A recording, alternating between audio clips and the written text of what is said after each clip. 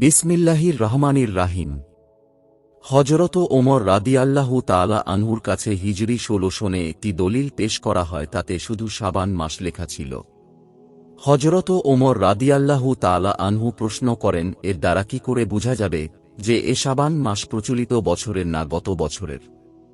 বিষয়টিতে একটা সমস্যার সৃষ্টি হয়। এজন্য তিনি মজলিসে শুরা আহ্বান করে চিন্তাশীল বিশিষ্ট সাহাবীগণের কাছে তার সমাধান চান।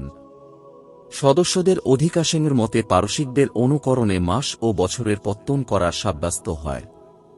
এজন্য প্রাক্তন খোজিস্তানের অধিপতি ও মুসলিম হরমুজানকে আহ্বান করা হয় এবং তাঁর বর্ণিত নিয়ম মোতাবেক বছর, মাস ও দিন তারিখের নিয়ম প্রবর্তন করা স্থির হয়।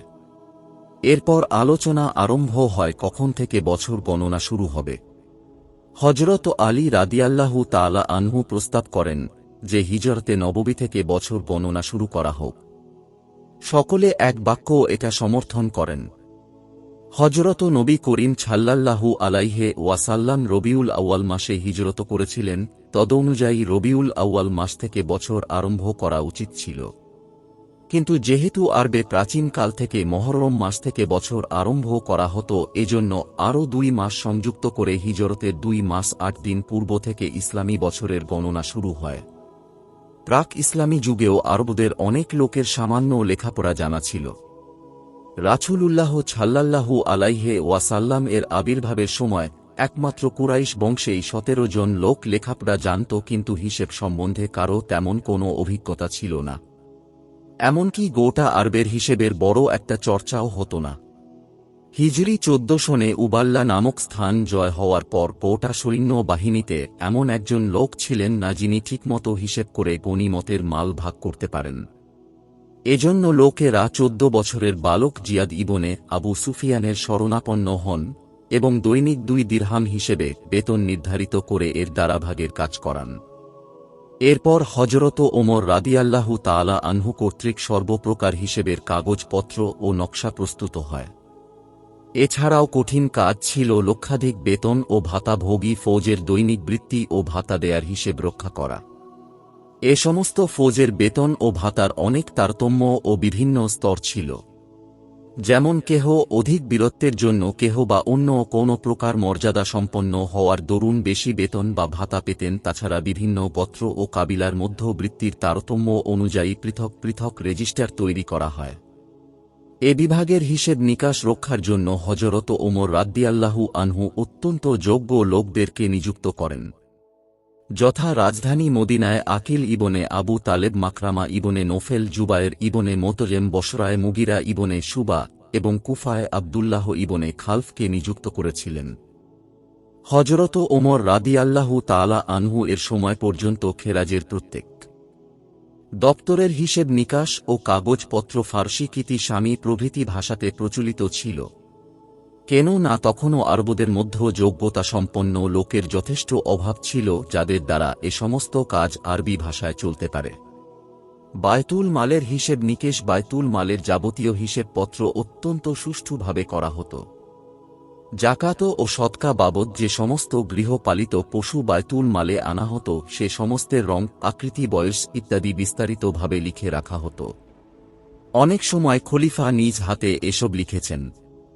যুদ্ধের যাবতীয় খরচ এবং গনিমতের হিসেব সেনাপতির কাছ থেকে সঠিকভাবে আদায় করা হতো। হযরত খালিদ ইবনে ওলীদ রাদিয়াল্লাহু তাআলা আনহু হিসাব নিকাশের দায়িত্ব গ্রহণ করতে অস্বীকার করাতে হিজরি ১৬ সনে তাকে প্রধান সেনাপতির পদ থেকে অপসারণ করা হয়। এরপর জিয়াদ ইবনে আবু সুফিয়ান হিসাবের কাগজপত্র মদিনায় এনে খলিফাকে দেখিয়েছিলেন। হযরত ওমর রাদিয়াল্লাহু তাআলা আনহু জিম্মি প্রজাদেরকে যতটুকু অধিকার দিয়েছিলেন, সে সময় অন্য কোন সাম্রাজ্যর প্রজাদের সে অধিকার ও সুযোগ সুবিধা ছিল না। হযরত ওমর রাদিয়াল্লাহু তাআলা আনহু এর জামানায় যে সমস্ত রাষ্ট্রশক্তি ছিল, এর মধ্যে রোম ও পারস্য সাম্রাজ্য বিশেষ উন্নত ও সমৃদ্ধিশালী। কিন্তু উভয় সাম্রাজ্য সংখ্যালঘু প্রজাদের অবস্থা কৃত দাস অপেক্ষা মাত্র উন্নত ছিল না। সিরীয় খ্রিস্টানরা রোমীয়দের স্বজাতি হওয়া সত্ত্বেও দখলী ভূমিতেও তাদের কোনো প্রকার সত্ত্বও ছিল না, বরং শাসন কর্তৃপক্ষের দৃষ্টিতে তারাও এক প্রকার সম্পত্তি বলে বিবেচিত ছিল। তাদের কর্ষিত ভূমি হস্তান্তরিত হবার সাথে সাথে তারাও হস্তান্তরিত হতো। ইহুদিদের অবস্থা ছিল আরও শোচনীয়। এক কথায় তাদেরকে প্রজা বলেও অভিহিত করা চলে না, কেননা প্রজাদের জন্য রাষ্ট্রের তরফ থেকে অনেক অধিকার স্বীকৃত হয়ে থাকে, কিন্তু ইহুদিরা যে কোনো রূপ অধিকার থেকে সম্পূর্ণ বঞ্চিত ছিল। অন্যদিকে পারস্য সাম্রাজ্য যে সমস্ত খ্রিস্টানরা বাস করে তাদের অবস্থাও ছিল আরও করুণ। মুসলমানগণ কর্তৃক এ সমস্ত দেশ অধিকৃত হবার সাথে সাথে তাদের অবস্থার আমূল পরিবর্তন সাধন হয়। হযরত ওমর তাদের যে সমস্ত অধিকার প্রদান করেন, এর দ্বারা শাসন কর্তৃপক্ষের সাথে তাদের আর রাজা প্রজা সম্বন্ধ থাকে না, বরং দুটি চুক্তিবদ্ধ জাতির সম পর্যায়ে উন্নত হবার শামিল হয়। হযরত ওমর রাদিয়াল্লাহু তাআলা আনহু নিজের উপস্থিতিতে বাইতুল মুকাদ্দাসের অধিবাসীদের সাথে যে চুক্তিপত্র সম্পাদন করেন তা এরূপ। এটি সে নিরাপত্তার প্রতিশ্রুতি যা আল্লাহর বান্দা আমিরুল মুমিনিন ওমরের পক্ষ থেকে ইলিয়াবাসীদেরকে দেয়া হচ্ছে। এ নিরাপত্তার প্রতিশ্রুতি তাদের জান-মাল, গির্জা, ক্রুর, সুস্থ অসুস্থ নির্বিশেষে সমস্ত জাতির জন্য প্রযোজ্য হবে। তদ্রূপ তাদের গির্জাসমূহে বাস করা হবে না এবং তার বা তাঁর অধীনস্থ কোনো কিছুর ক্ষতি করা হবে না। তাদের ক্রুস এবং সম্পত্তির মধ্যেও কোনো প্রকার সামান্যতম ক্ষতিও করা হবে না। তাদের ধর্মের ওপর কোনো প্রকার হস্তক্ষেপ করা হবে না এবং তাদের ব্যক্তি বিশেষেরও কোনো রূপ ক্ষতি করা হবে না। ইলিয়ায় তাদের সাথে কোনো ইহুদিকে বাস করতেও দেয়া যাবে না। ইলিয়াবাসীদের ওপর কর্তব্য হল যে তারা অন্যান্য শহরবাসীর ন্যায় জিজিয়া প্রদান করবে এবং রোমীয়দেরকে শহর থেকে বের করে দেবে। আর রোমীয়দের মধ্যে যারা শহর ছেড়ে চলে যেতে চায় তাদের জন্য জীবন ও সম্পদের নিরাপত্তা দেয়া যাচ্ছে, যাতে তারা তাদের নিরাপদ স্থানে পৌঁছে যেতে পারে। আর যে সমস্ত রোমীয় ইলিয়াতে বাস করতে চায় তাদেরকে জিজিয়া প্রদান করতে হবে।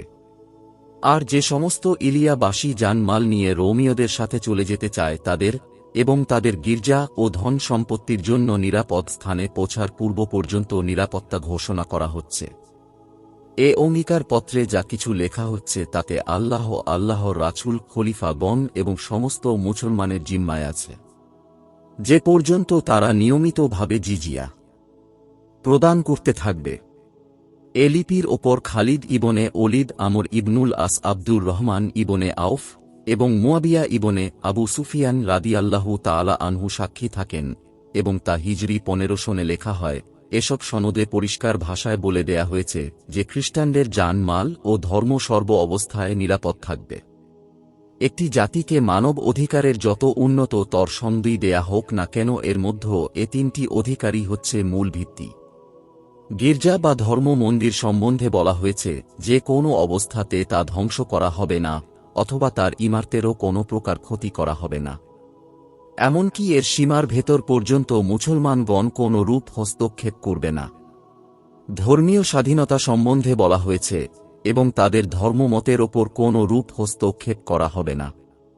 খ্রিস্টানদের বিশ্বাস অনুযায়ী যেহেতু বায়তুল মুকাদ্দাসের পবিত্র ভূমিতে ইহুদিগণ হযরত ঈসা আলাইহিস সালাম কে ক্রুশ বিদ্ধ করে হত্যা করেছিল, এজন্য তাদের ধর্মীয় প্রবণতার প্রতি লক্ষ্য করে এ শর্ত মঞ্জুর করে নেওয়া হয়েছিল যে বায়তুল মুকাদ্দাসের মধ্যে কোনো ইহুদিকে বাস করতে দেয়া হবে না।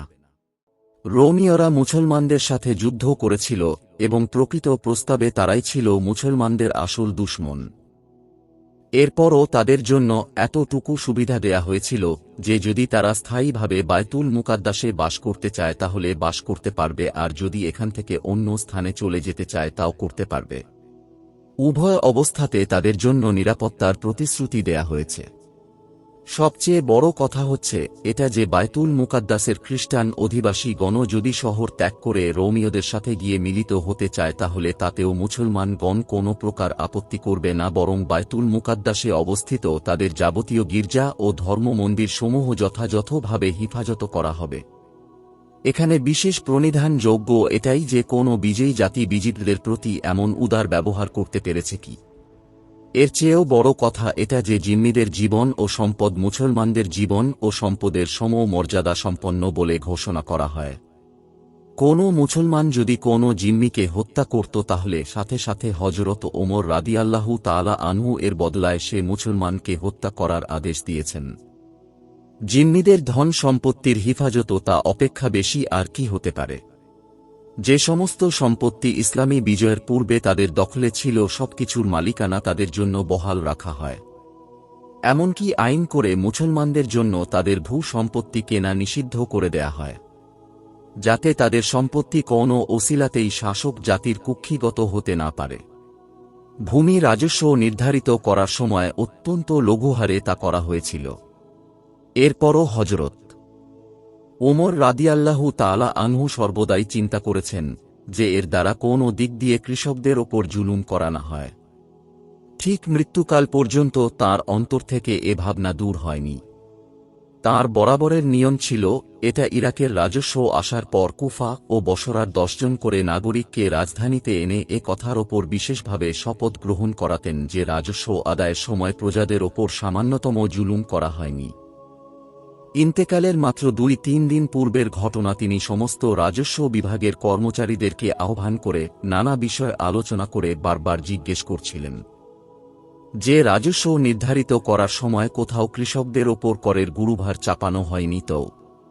এ কোনো বিজেতা জাতির পক্ষ থেকে বিজিতদেরকে সবচেয়ে বড় যে অধিকারটি দেয়া সম্ভব তা হচ্ছে শাসন কাজে তাদেরকেও সমান অধিকার প্রদান করা হতো। হযরত ওমর রাদিয়াল্লাহু তাআলা আনহু তাঁর জিম্মি প্রজাগণকে পূর্ণ মাত্রায় তা দান করেছিলেন। তিনি জিম্মিদের স্বার্থ সংশ্লিষ্ট কোনো কাজ তাদের সাথে পরামর্শ ছাড়া সমাধান করতেন না। ভূমি বন্দোবস্তের সময় তিনি সেখানকার প্রতিনিধি দল তলব করে এনে এ বিষয়ে তাদের সাথে বিস্তারিত আলোচনা করেছিলেন এবং তাদের পরামর্শ অনুযায়ী সেখানকার ভূমিপত্তন ও রাজস্ব নির্ধারিত করেছিলেন। মিশরে যে সমস্ত ব্যবস্থা করা হয়েছিল তা অধিকাংশ ক্ষেত্রে মকুকাশের পরামর্শ অনুযায়ী করা হয়। জীবন এবং সম্পদ সম্বন্ধীয় যে সমস্ত অঙ্গীকারাদি জিম্মিদের সাথে করা হয়েছিল তা শুধু আনুষ্ঠানিক ওয়াদা অঙ্গীকারে সীমাবদ্ধ ছিল না, বরং অত্যন্ত দৃঢ়তায় তা পালন করা হতো। একবার সিরিয়ার কৃষকগণ এসে সৈন্যগণ তাদের শস্যক্ষেত্র নষ্ট করে ফেলেছে বলে নালিশ করলে হযরত ওমর রাদিয়াল্লাহু তাআলা আনহু বায়তুল মাল থেকে 10,000 দিরহাম দিয়ে তাদের ক্ষতি পূরণ করেছিলেন। জিম্মিদের যাবতীয় হক সম্বন্ধে বিশেষ সাবধান থাকার জন্য হযরত ওমর রাদিয়াল্লাহু তাআলা আনহু সর্বদাই লোকদেরকে নির্দেশনা প্রদান করেছেন। সিরিয়া বিজয়ের পর হযরত আবু উবায়দা রাদিয়াল্লাহু তাআলা আনহু এর কাছে খলিফা যে নির্দেশনামা প্রেরণ করেছিলেন এর মধ্যে এ শব্দগুলো ছিল, আমি মুসলমানদেরকে জিম্মিদের যুগ্ম করতে, তাদের অনিষ্ট করতে এবং ন্যায় পন্থা ব্যতীত তাদের সম্পত্তি ভোগ করতে নিষেধ করেছি। তোমরা তাদের সাথে যে সমস্ত অঙ্গীকার করেছ তা অক্ষরে অক্ষরে পালন করো।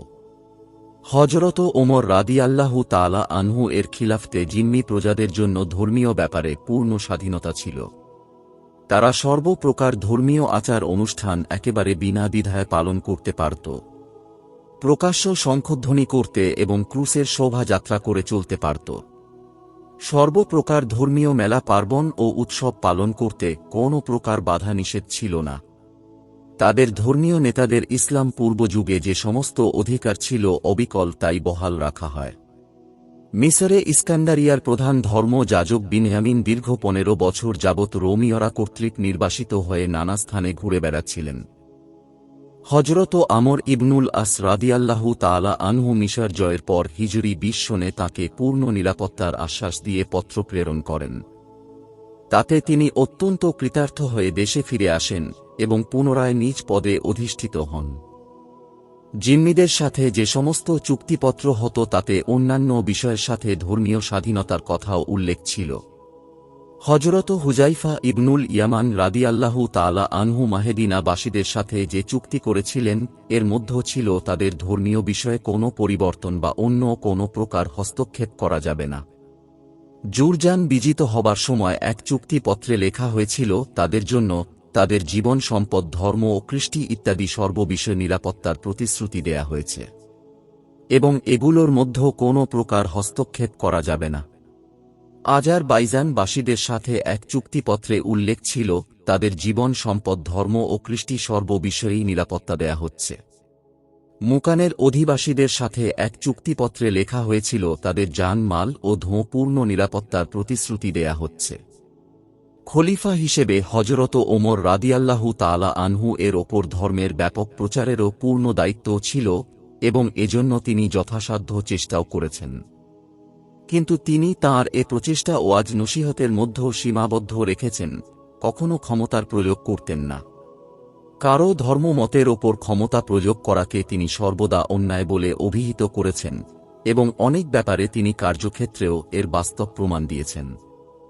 তাঁর খ্রিস্টান গুলাম ছিল, তিনি সর্বদা তাকে ইসলামে দীক্ষিত হবার জন্য উপদেশ দিয়েছেন, কিন্তু কিছুতেই যখন সে মুসলমান হতে সম্মত হল না তখন এ বলে উপদেশ দেয়া ক্ষান্ত করেন, ইসলাম গ্রহণের ব্যাপারে জবরদস্তি নেই। হজরত ওমর রাদিয়াল্লাহু তাআলা আনহু আজীবন শাসন প্রণালীর দ্বারা তাই প্রমাণিত হয় যে তিনি নাগরিক অধিকারের বেলায় মুসলমান ও জিম্মিদের মধ্যে কোনো প্রকার অসাম্যর প্রশ্রয় দেননি।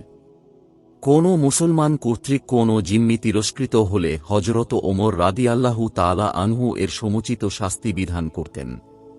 জিম্মিদের কাছ থেকে জিজিয়া ও বাণিজ্য শুল্ক ছাড়া আর কোনো প্রকার কর আদায় করা হতো না। অন্যদিকে মুসলমানদের কাছ থেকে জাকাত আদায় করা হতো, যার পরিমাণ উল্লিখিত 2 প্রকার করের চেয়ে অনেক বেশি ছিল। তাছাড়া তো মুসলমানদেরকেও বাণিজ্য শুল্ক প্রদান করতে হতো। বায়তুল মাল থেকে নাগরিকদেরকে স্বেচ্ছাসেবক হিসেবে কাজ করার জন্য যে ভাতা দেয়া হতো তাতে মুসলমানদের তুলনায় জিম্মিদের কোনো রূপ পার্থক্য ছিল না। যে সমস্ত নাগরিক কোনো কারণে উপার্জন করে জীবিকা অর্জন করতে অক্ষম হয়ে পড়তেন, রাষ্ট্রের তরফ থেকে তাদের সর্বপ্রকার দায়িত্ব গ্রহণ করে তাদেরকে বায়তুল মাল থেকে একটি বৃত্তি প্রদান করা হতো। হজরত ওমর রাদিয়াল্লাহু তাআলা আনহু এ বৃত্তি দেয়ার ব্যাপারে মুসলমান এবং অমুসলমানের মধ্যেও কোনো প্রকার পার্থক্য ছিল না, বরং জিম্মিদের সাথে মুসলমানদের চেয়েও উদার ব্যবহার করেছেন। আর বৃত্তি দেয়ার নীতিটি সর্বপ্রথম খলিফা হজরত আবু বকর রাদিয়াল্লাহু তাআলা আনহু কর্তৃক প্রচলিত হয়। সেনাপতি হজরত খালিদ ইবনে ওলীদ হীরা প্রদেশ জয়ের সময় সেখানকার অধিবাসীদের সাথে যে চুক্তি করেছিলেন এতে লেখা ছিল, এবং আমি তাদেরকে এতটুকু অধিকার দিয়েছি যে যদি তাদের জিম্মিদের কেহ বৃদ্ধা হয়ে যায় অথবা অন্য কোনো প্রকার দুর্ঘটনা সে জীবিকার্জনে অক্ষম হয়ে পড়ে তাহলে তার জিজিয়া মাফ করে দেয়া হবে, এবং যে পর্যন্ত সে এ দেশে বাস করবে তার পরিবার পরিজনের সমস্ত ব্যয়ভার আমাদের বায়তুল মাল বহন করবে। আর যদি সে এ দেশ থেকে অন্য কোনো দেশে চলে যায় তাহলে মুসলমানদের ওপর আর তার দায়িত্বও থাকবে না। প্রথম খলিফার পর এ নিয়ম হজরত ওমর রাদিয়াল্লাহু তাআলা আনহু ও রক্ষা করেছিলেন, বরং তাঁর দ্বারা এর আরও উৎকর্ষ সাধন হয়েছিল। তিনি কুরআনের আয়াত সাদকা ফকির ও মিসকিনদের জন্য এর অর্থ করতে গিয়ে ফকির বলতে মুসলমান অক্ষম ও মিসকিন ও মুসলমান অক্ষমদেরকেও বুঝতেন। বায়তুল মালের কর্মচারীকে এ নিয়মে মুসলমান ও মুসলমান নির্বিশেষে সকল প্রকার অক্ষম ও দরিদ্রকে সমানভাবে সাহায্য করার জন্য নির্দেশ দিয়েছিলেন। তার নির্দেশ সম্বন্ধে একটি ঘটনা ইতিহাসে উল্লেখ হয়েছে, তা এরূপ একবার হজরত ওমর রাদিয়াল্লাহু তাআলা আনহু একজন অতি বৃদ্ধা জিম্মিকে ভিক্ষা করতে দেখে জিজ্ঞেস করেন, ভিক্ষা করো কেন? বৃদ্ধা লোকটি বলে যে এখন আমার আর উপার্জন করার ক্ষমতা নেই, অথচ আমার ওপর জিজিয়া কর বসানো হয়েছে, এজন্য ভিক্ষা করছি। হজরত ওমর রাদিয়াল্লাহু তাআলা আনহু তখনই এ বৃদ্ধাকে সাথে নিয়ে বাড়িতে আসেন এবং নিজে কিছু সাহায্য করে বায়তুল মালের প্রধান কর্মকর্তাকে নির্দেশ দেন যেন এ বৃদ্ধের পরিবার পরিজনের সমস্ত ব্যয়ভার বায়তুল মাল থেকে বহন করা হয়। এ নির্দেশ দেওয়ার সময় তিনি উল্লেখিত আয়াত এর বরাত দিয়ে বলেছিলেন, এটা কিছুতেই ইনসাফ নয় যে আমরা এ সমস্ত লোকের দ্বারা যৌবন সময়ে উপকৃত হব আর বৃদ্ধা অবস্থায় তাদেরকে জীবিকার জন্য ঘুরে বেড়াতে ছেড়ে দেব। জিম্মিদের মান সম্মান ও সামাজিক মর্যাদা ঠিক মুসলমান নাগরিকদের অনুরূপভাবে রক্ষা করা হতো। কোনো জিম্মির প্রতি অপমান বা ঘৃণাসূচক কোনো বাক্য ব্যবহার করাকে অত্যন্ত জঘন্য কাজ বলে বিবেচনা করা হতো। হজরত উমাইর ইবনে সাদ হেসের শাসক ছিলেন। খিলাফত যুগে সমস্ত কর্মচারীর মধ্যেও তিনি সবচেয়ে বেশি নম্র, ভদ্র ও আল্লাহ ভীরু বলে গণ্য ছিলেন। একবার তিনি হঠাৎ বিরক্ত হয়ে এক জিম্মিকে হতভাগা আল্লাহ তোমাকে অপদস্থ করুন এ কথা বলেছিলেন। পরে এ কথার জন্য তিনি এতই অনুতপ্ত হলেন যে এরপর মদিনায় এসে শাসনকর্তার পদ থেকে ইস্তেফা দিয়ে বলেন, এ চাকুরির জন্য আমার মুখ থেকে এ অশুভন উক্তি নিঃসৃত হয়েছে। আর একটি বিশেষ লক্ষণীয় বিষয় হচ্ছে, এটা যে জিম্মিগণ যদি কোনো সময় রাষ্ট্রের বিরুদ্ধে কোনো প্রকার বিদ্রোহ করত তবুও তাদের সাথে সর্বপ্রকার ন্যায় নীতি ও সদ্ভাব অক্ষুণ্ণ রাখা হতো। বর্তমান দুনিয়ায় যে সমস্ত জাতি নিজদেরকে সভ্য ও প্রগতিশীল বলে দাবি করে প্রজাদের সাথে তাদের সদ্ব্যবহার ঠিক সে পর্যন্ত বজায় থাকে যে পর্যন্ত তাদের পক্ষ থেকে কোনো প্রকার রাজনৈতিক অবিশ্বাসের সৃষ্টি না হয়। তা না হলে হঠাৎ তাদের সর্বপ্রকার অনুগ্রহ ক্রোধ এবং গজবের রূপ পরিগ্রহ করে এবং এমন রক্তক্ষয়ী ও প্রতিহিংসামূলক প্রতিশোধ গ্রহণ করা হয় যে পরম শত্রু কর্তৃক ও তা সম্ভবপর নয়। কিন্তু হযরত ওমর রাদিয়াল্লাহু তাআলা আনহু এর ইনসাফের কদম কোনো অবস্থাতে স্খলিত হতে দেখা যায়নি। সিরিয়ার শেষ সীমান্তে আরবে সুস নামক একটি শহর ছিল। এর এক সীমা এশিয়া মাইনরস্থ রোমীয় সাম্রাজ্যর সাথে যুক্ত ছিল। সিরিয়া জয়ের সাথে এ শহরও মুসলমানগণ জয় করেন এবং শহরবাসীদের সাথে মুসলমানদের সর্বপ্রকার গোপন খবর শত্রুদের জানিয়ে দেয়। সেখানকার শাসক হযরত উমাইর ইবনে সাদ রাদিয়াল্লাহু তাআলা আনহু এ বিষয়টি খলিফাকে গোচরীভূত করেন। হযরত ওমর রাদিয়াল্লাহু তাআলা আনহু এ সমস্ত রাষ্ট্রদ্রোহিতামূলক কাজের প্রতিকারার্থ উমাইর ইবনে সাদকে লিখে পাঠালেন যে তাদের স্থাবর অস্থাবর সম্পত্তির তালিকা প্রস্তুত করে এর দ্বিগুণ মূল্য দিয়ে তাদের কোথাও চলে যেতে বলো। তা না হলে সুস্পষ্ট ভাষায় জানিয়ে দাও যে তাদেরকে আরও 1 বছর সময় দেয়া হচ্ছে। ইতোমধ্যে যদি তারা এ সমস্ত ধ্বংসাত্মক কার্যকলাপ থেকে বিরত না হয় তাহলে তাদেরকে নির্বাসিত করা হবে। শেষ পর্যন্ত যখন কিছুতেই তারা এরূপ রাষ্ট্রদ্রোহিতা ত্যাগ করে না, তখন পরবর্তী বছর বাধ্য হয়ে তাদের নির্বাসিত করা হয়। আজকালকার কোনো জাতি রাষ্ট্রদ্রোহীদের সাথে এরূপ উদার ব্যবহার ও ক্ষমা প্রদর্শনের নজির স্থাপন করতে সক্ষম হবে কি? মুসলমানগণ যে জিম্মিদের সাথে সত্যিই সদ্ব্যবহার করতেন এর প্রকৃত প্রমাণ হচ্ছে এটা যে প্রায় যুদ্ধে দেখা গিয়েছে জিম্মিগণ মুসলমান সৈন্যদের সাথে মিলিত হয়ে তাদের স্বজাতির বিরুদ্ধে যুদ্ধ করেছে এবং প্রায় যুদ্ধে এ জিম্মি প্রজাগণ মুসলিম সৈন্য বনের রসদ জুগিয়েছে, নিরাপদ রাস্তা দেখিয়েছে, গুপ্তচর বৃত্তি করে শত্রুদের খবর দিয়েছে। অথচ মুসলমানদের এ সমস্ত শত্রুগণ জিম্মিদের স্বজাতি খ্রিস্টান বা পারসিক ছিল। জিম্মিগণ যে মুসলমান শাসকগণের সদ্ব্যবহারে কতটুকু অনুগত হয়ে পড়েছিল এর প্রমাণ অনেক সময় নানা প্রকার ঘটনার ভেতর দিয়ে প্রকট হয়ে উঠেছে। ইয়ারমুক যুদ্ধের সময়ে মুসলমানগণ যখন হেমস শহর পরিত্যাগ করে চলে আসছিলেন, তখন শহরের ইহুদি অধিবাসীগণ তাওরাত হাতে নিয়ে শপথ করে বলেছিল যে তোমাদের শহরে তোমরা সত্বরই ফিরে আসবে। জীবন থাকতে আমরা রোমীয়দেরকে শহরে প্রবেশ করতে দেব না। খ্রিস্টান অধিবাসীগণও অত্যন্ত ব্যথা ভারাক্রান্ত হয়ে বলেছিল, আল্লাহর কসম, তোমরা আমাদের কাছে রোমীয়দের অপেক্ষা অনেক বেশি প্রিয় বলে মনে করি। আল্লাহ সর্বজ্ঞা জ্ঞাত।